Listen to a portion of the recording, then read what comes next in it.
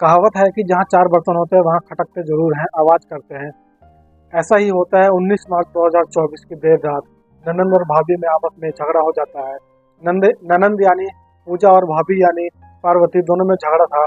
काफी पुराना, हालांकि पिछले कुछ सालों से जो पूजा होती है उसकी मानसिक स्थिति अच्छी नहीं होती है। इसलिए वह अपनी भाभी को सबक सिखाना चाहती थी। इसी गुस्से को देखते हुए उसने उसके भाभी के दो बेटे होते हैं।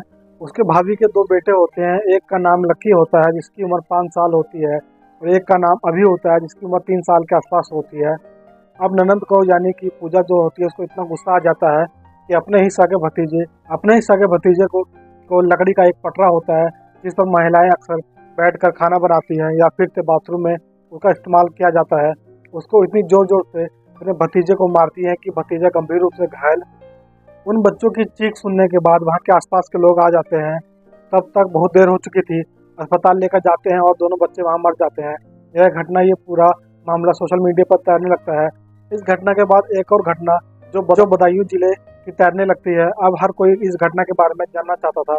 आखिरकार उन बच्चों का क्या कसूर था? यहाँ तो भाभी और ननंद का झगड़ा था, लेकिन यहाँ तो कोई रिश्ते भी नहीं थे, यहाँ तो चार बर्तन भी नहीं थे। ये क्यों झगड़ा बनाए, क्यों उसने हत्या की? आज की कहानी जानने की कोशिश करेंगे या समझने की कोशिश करेंगे।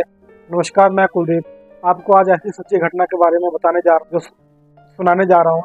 यह एक सच्ची घटना है। उत्तर प्रदेश का एक जिला है बदायूं। बदायूं का ही एक थाना लगता है सिविल लाइन थाना। इसी की एक चौकी है मंडी चौक। मंडी चौक से महज 500 मीटर की दूरी पर एक कॉलोनी लगती है, बाबा कॉलोनी। बाबा कॉलोनी में सड़क बीचों बीच है, और इस सड़क के इस एक तरफ नाई की दुकान होती है और दूसरी तरफ ब्यूटी पार्लर की दुकान होती है।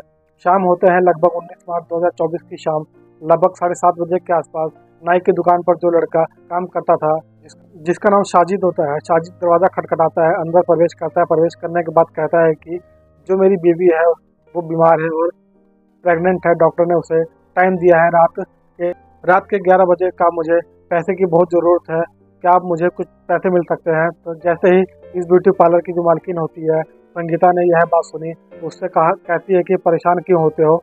वह कहती है कि मैं तुम्हारे लिए पहले चाय बनाती हूँ, आराम से बैठो, तसल्ली से चाय पियो और उसके बाद चले जाना।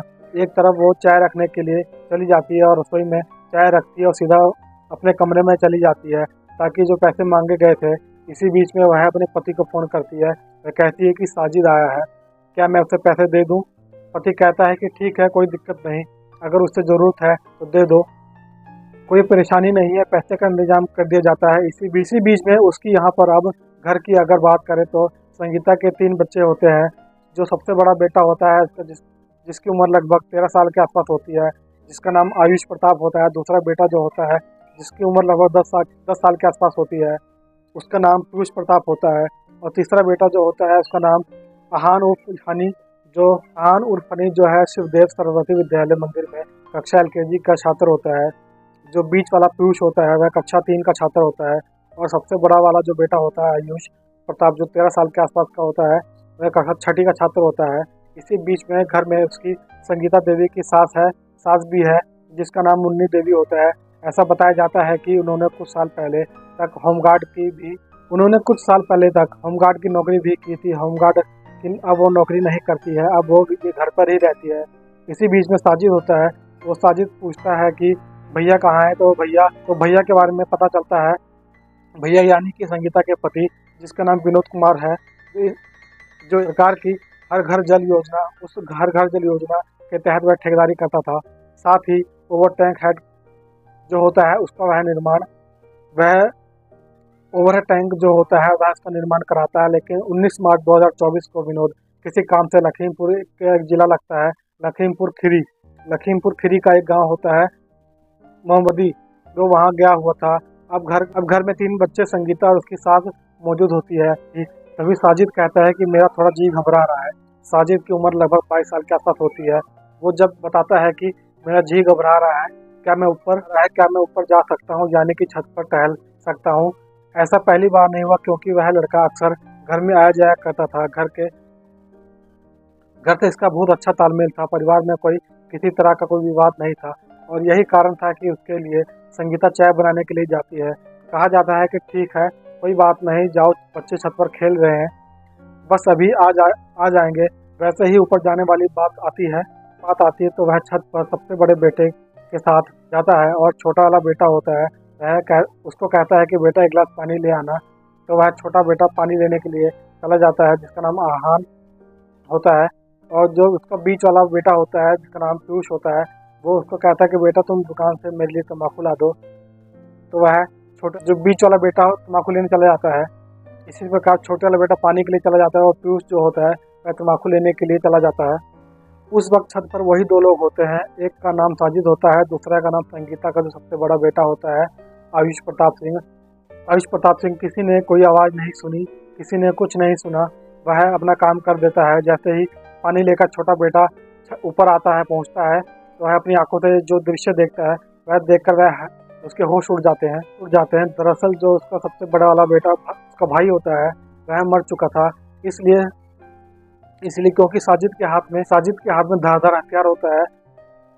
वो उसे तब तक वार करता है जब तक वह उसके प्राण नहीं निकल जाते और चारों तरफ ब्लड फैला हुआ था। इसी बीच में हालांकि उसका छोटा बेटा जो जिसकी उम्र लगभग 6 साल की होती है वह वहां पहुंच जाता है।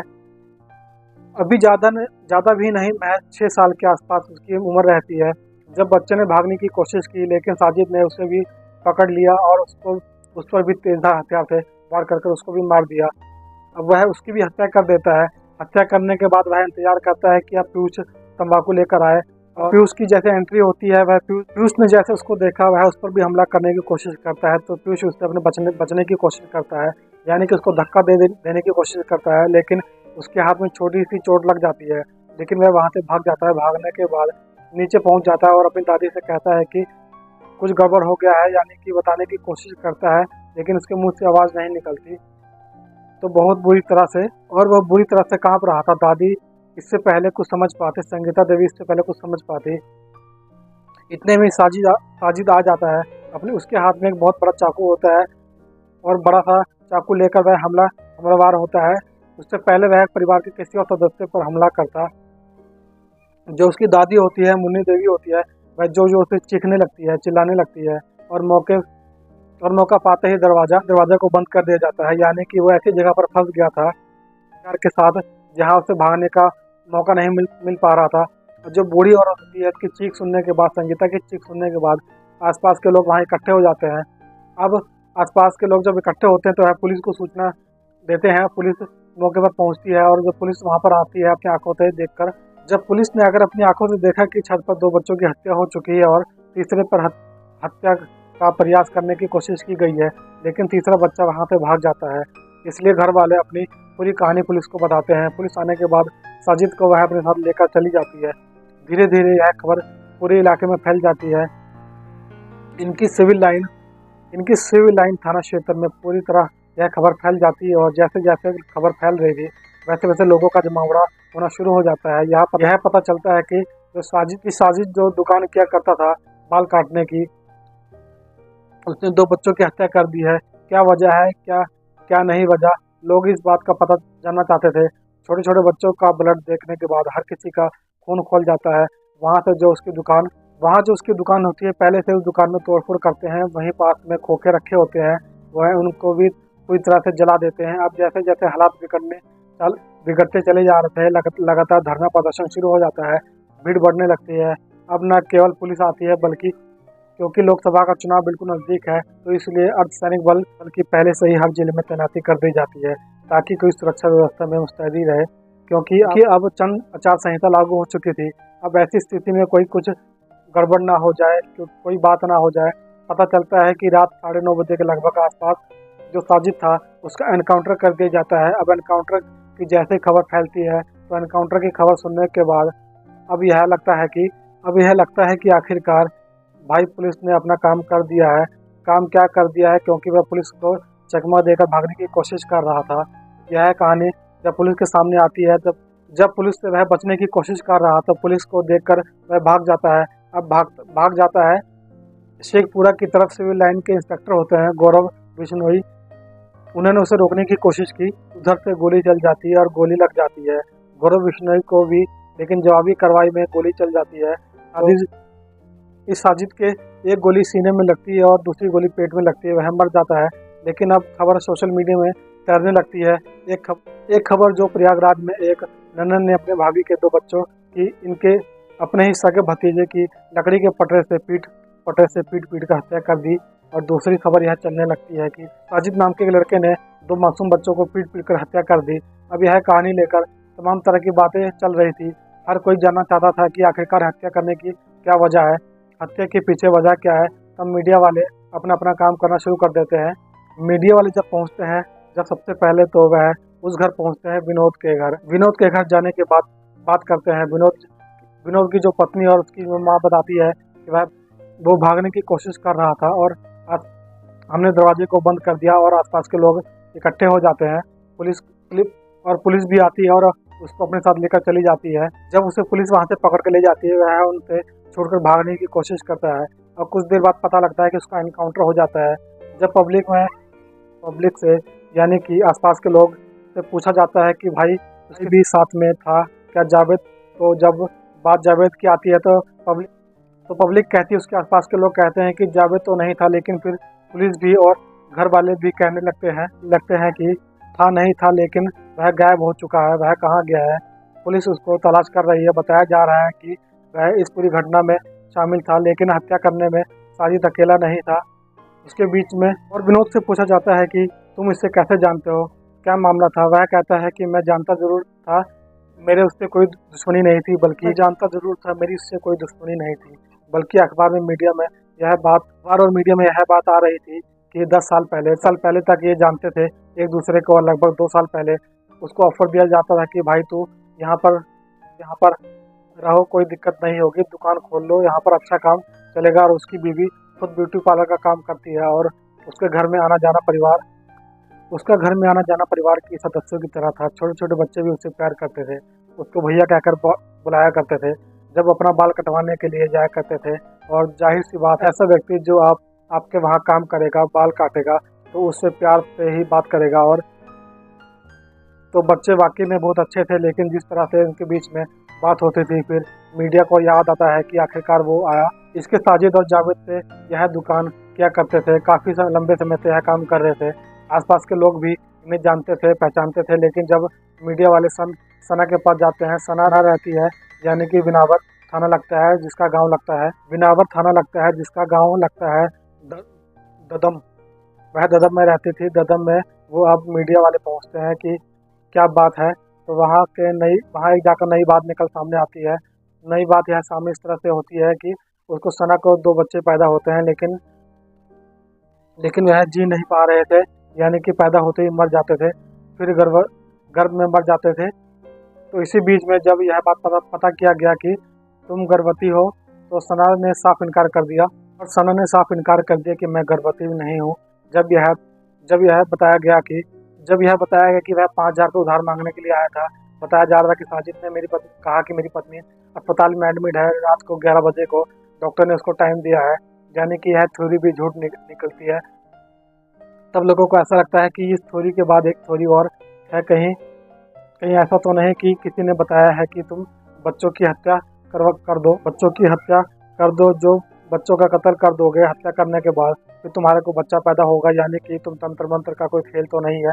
अब बात तंत्र मंत्र की आती है तो किसी चीज़ का यह तो खैर पुलिस की जांच के बाद बात स्पष्ट हो जाएगी। लेकिन जिस तरह से मरने वाले 2 बच्चों की माँ और दादी का इंटरव्यू सामने आता है और यह पड़ोसी से पता चलता है कि पुलिस को वह सौंप दिया गया था।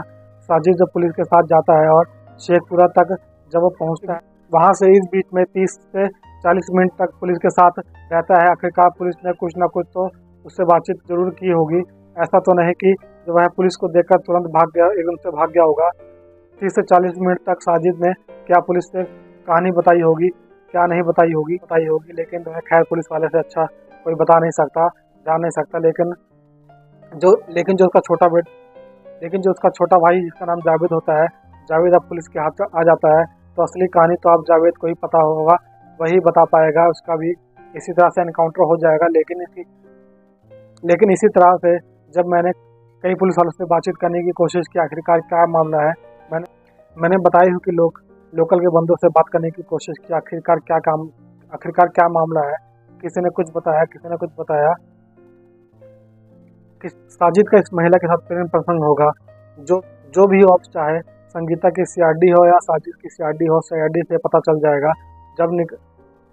जब निकल जाते हैं उससे भी साफ जाहिर हो जाए कि अब ये पुलिस का काम है, काम को बड़ी पूरी ईमानदारी से करती है।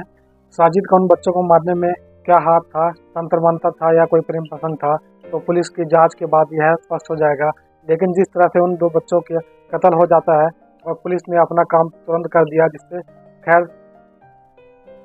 इससे तो खैर कहीं ना कहीं लोगों को थोड़ी तसल्ली होती है और खुशी होती है, क्योंकि सालों साल लगातार कोर्ट के केस में चले जाते हैं और इंतजार किया जाता है कि अपराधी को सजा कब मिलेगी। पुलिस ने अपना काम करके यह साबित कर दिया कि अपराधी चाहे कितना भी कुछ भी हो, कैसा भी खतरनाक हो, उसे उसे किसी कीमत पर बख्शा नहीं जाएगा। दोस्तों, इस पूरी घटना को सुनाने का उद्देश्य किसी को परेशान करना नहीं, किसी का दिल दुखाना नहीं, बल्कि आप लोगों को जागरूक करना है, आपको सचेत करना है। आप लोगों को सचेत करना है, आप लोगों को यह बताना है कि आप भी अपने ऐसी घटनाओं से सावधान रहें। आपको यह कहानी कैसी लगी प्लीज़ कमेंट में ज़रूर बताइए और मेरे चैनल पर नए हैं तो चैनल को सब्सक्राइब जरूर करिए। मिलते हैं अगली कहानी में। धन्यवाद।